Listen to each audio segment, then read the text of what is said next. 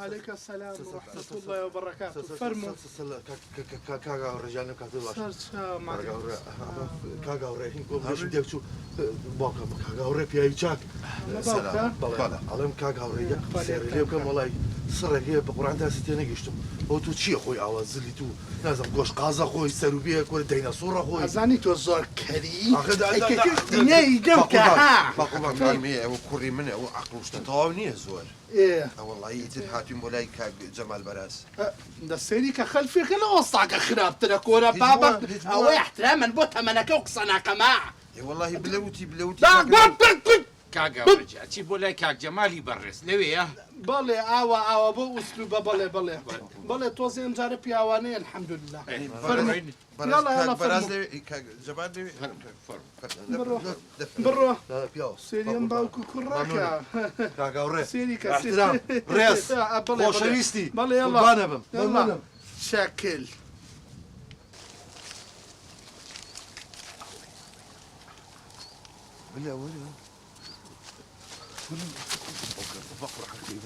السلام عليكم شو بوكا شو السلام عليكم ثواني شفتي شي اما تشينو تشي هناوني بويرا اري تولى فيلمي هندي وش تابش داري ونكدو ها شي ام شو فيلمي كي هندي بيني كابراك بريك خوي بو افرين زلم شش حوتي بكوشي بيك دقه بوليس ها بدو اما نبي غيرتي جبتي خوي كل بنا كل انا صجك بزو هنا هذا لو بفكر انا كسار رجل توزي ادب تابي بس شي كان مشاني وتشين كان جواز والله هو راسي بي اما كوري منها كوري دل اخوته وقسمك مالي بقرني اما بقبل اما كوري اما يكاك منيش خاله بكر زاواي ابم علي بو ساتان ليتيا علي بو هلا بيا وكاكن بقوا فانو باو اي لم كرو باو زاواي او هنا كاكجا اما شي ثاني اما عثمان ايه شي ده شي عثمان شي والله انت ولا بالله زين شي او هات شو بو لا ديك لا اخاك بو شو قندهار قبيله ما بي ها هاتي ايه اما ايه دي فرمو شي ده والله كاكجان بجدي يعني او بياوان بو نتجي محل ما الشغل هذا والله شو شي باخو ابو هيش ما نبون بو اوديه حتى شي مشكله بها اخوان رحمك الناس كجراي انا والله بو اي كاك اقر مدو قناه هاري كاك يا من دو دفتر دولار ما الطن بوجنا هل هم يندزي لك براك اخنا وانت يا بجمال براز نبي كيف كزنا شي توزع دبت يا لا ليش يعني اخي انت خوشتك على كاك زين شي او راسي كاك جاميش توز اللي تيغان مالي ما دروي شي كي خويا غير بشق ما قرا دو كاك والله اي ولا من تان دروك الحياه وناموسي من تامر كاك جانا عيبه واسكي بينا كنا دروتو هل خريب بدروك خريب هم المفعك الدواز بكي وقت يا عثمان جان قربان يعني حالك ما بوم دو زرو كاك جمال زاني شلون حلي ام كابرايا هالروجي شوينك لا اشوفوا خواري عراقيش بو بصراسي بو عماراتي ناو لخالص اي بينن الله خالص الله بالله ام خالص اخو ما هي خالف كي امني لا بوشاداني برحيك يعني او عثمان او برحيه زور مهمه تيغش او ناو قرخكش يعني توزي كل كيشي بيو او بلزت او بر الاخو ما اخو انا وسبو بيربكو تو بوكا بو خرما بيربكو خرما خوري لي بوكا بر جودي اكي لي بيش يلن بالبل والله سريع عثمان شي هاتم شي ثاني خرما كانوا والله او قناه ما بو دوزرو كاكا ويراني كبي او قناه بقاطنا دوزريتو او قناه اگر بتاني بيدوزنوا اتانيرم بولاي هاوري ناسي خوي لا يخوم على بدر هم تانتي جينا زانا شيء باكا وي جوج ديناصور اخو بقربان منها او كلا سلا بقربان ما نرى ولا شيء كما من تبين ايش لك هم لا اوا هم تانتي جينا بسم زانا شيء تامبيلو انا بالله توبو يا بابا نلي امناتي بولاي لا انا باقي جنت ولا ما قولتي لي بخاطر اسمع تقول هم قولتي توب حجمي كليم زور خيداك دي برد كاكا برازيان ممنون جانتم بقول بانو دي قيناك لا باقي طبيعي انا والله طبيعي لا شوف فرموا كيف شقي شوف كاكا جمال حرمت كاكا جمال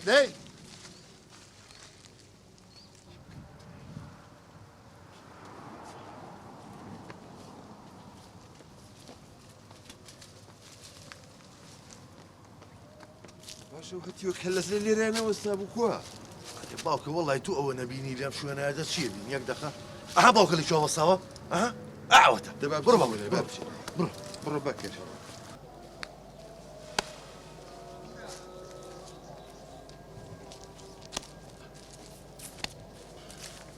السلام عليكم. السلام عليكم. السلام عليكم. السلام ورحمة الله. بلي کاگا ڕێ با قوربانم هنا بلد بيبل ايه وەڵا باوکە من غیرەتم نییە بەکر تۆ پێ بڵێ هەیدە خۆ پێی بڵێ بۆ من پێی بڵێم والله کاک هاوڕێژان شي هنا ها بشيو ئێوە تۆ ناوەکە و لەگەڵ کاک جەمالە نەگۆڕاوە ايه مەقسەد بڵین ئەو ناوی سوزانم جەمال بێت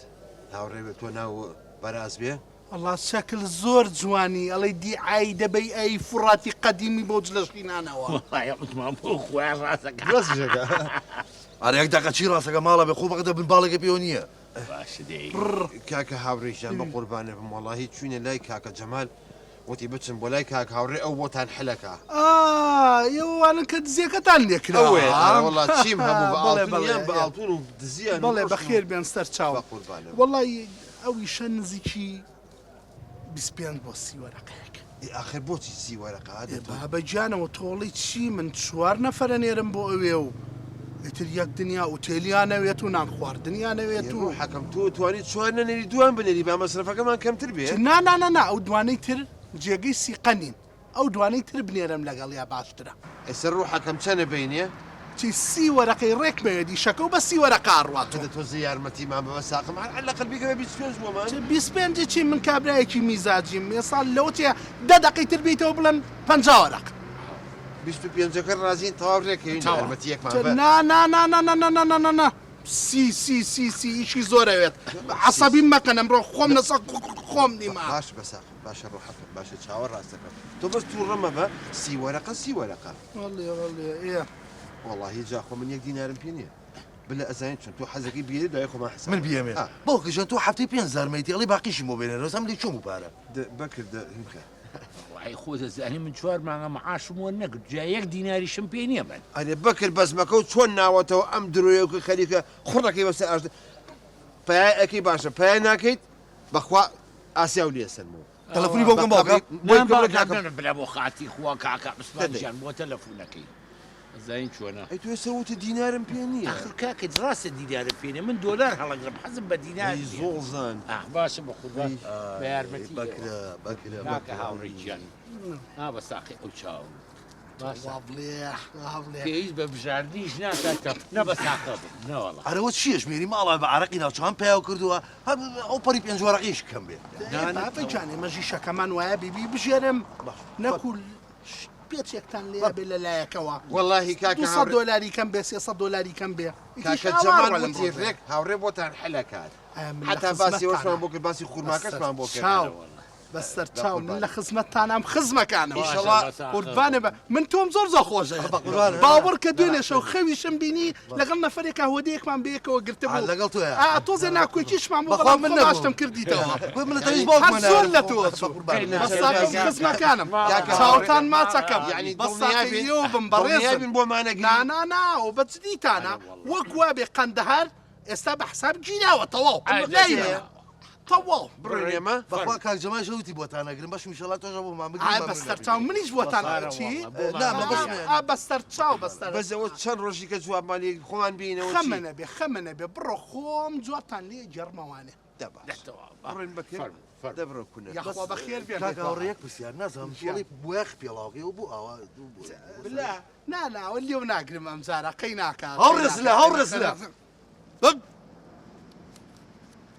بێئەدەب قول بابيراو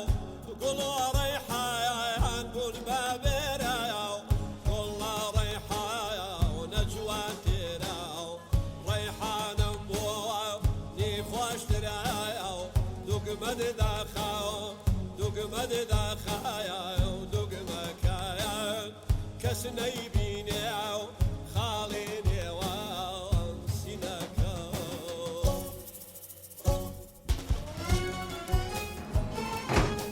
جێبی چەند خۆشە فۆکە من خەفەتی دنیامێ و تۆش دانیشتو گوێ لە گۆرانی ئەگریت ئەوە چییە کسم بووە پەشۆکاوی چی بووە؟ فۆکە بوو بروسکتەیە سەدەنگینیە بروسی کێ بلا بلا تۆ بۆ تۆ ئەوتە ڕۆژە تەلەفۆنم بۆ کردوون ڕۆڵە جوابیان نەیاوەتەوە لەوانەیە مەشغوڵ بن بە ئیش و کارەوانێ تۆ تەلەفۆنێکی تریان بۆ بکە دەی باوکە لەبەر من باشە ئەوە تەلەفۆنیان بۆ بکەم بزانم بۆ عوسمانیەکەم عوسمان جوابە نایاتەوە عوسمان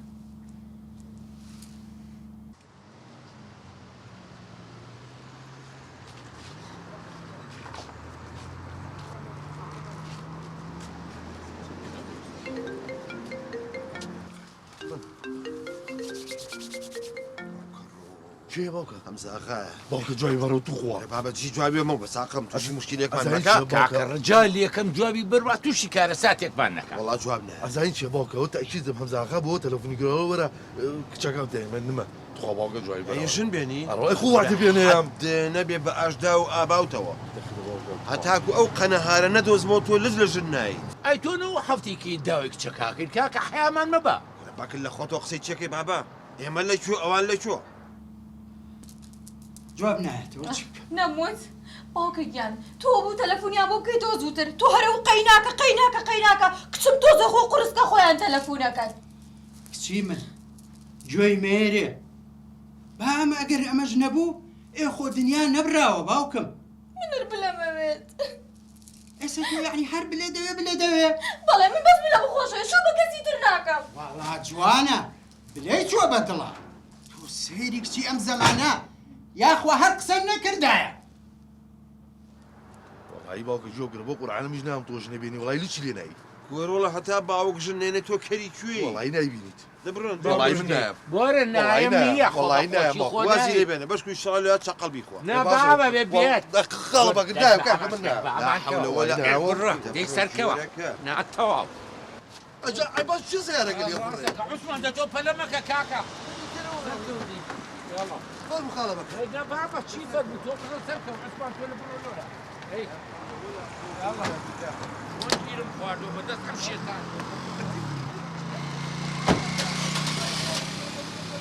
ماڵێ بە قوڵگیرە سێلم مشتێکە هەتی ئەی بین ئەگەر بۆ بینە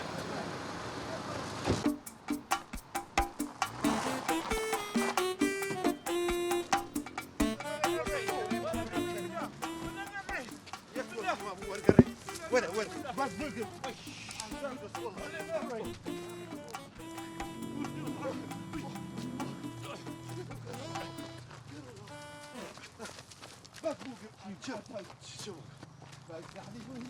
يلاقوي والله يلاقوي وش باقي دانش ها باقي دانش وش انا باقي شيء هنا مو هاك هنا والله إلا كتير درتو انا والله باقي درتو فين هو؟ انا والله ولا لا ورا بالله لا ولا عمها شوية ولا النار رسل بالله نانا جيب جواب هنا باقي او سيدة بقى باقي يوقر عنا بيرشني برو تيجي جايك دنيا مو بمناوه ارولا ابي ميوشي بقوم نسمعونه نبرة بس وين بقيت كرب أمنا يا ابي اروي نايت خواك اللي بدستانه بقوم نسمعونه وكو عثمان حريه وكو ليل ومجنون امثاله راي من هني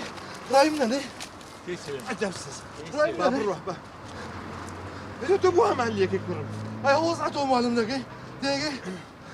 بقسي بابك ايه بابك شن بيني انت بينا تو بيني والله لي شنو ناي نا رمك وجهه بابا ربك ان شاء الله يا كريم يا اخوي إن شاء الله كريم يخونا جاته يا باشا ولا دبره ولا دبره بنا ادبسس بابرين بابرين عثمان مرتب كريم ور ما نجرب ها ورد سيدي ها بروح ولا من نفسي الروح باشا وش والله باشا اللي تقولوا هوالك على السورة شيلك او درقاي دواش وداخل أولينا صالح أدبسس ولا أولاني هذه هي كيف يعني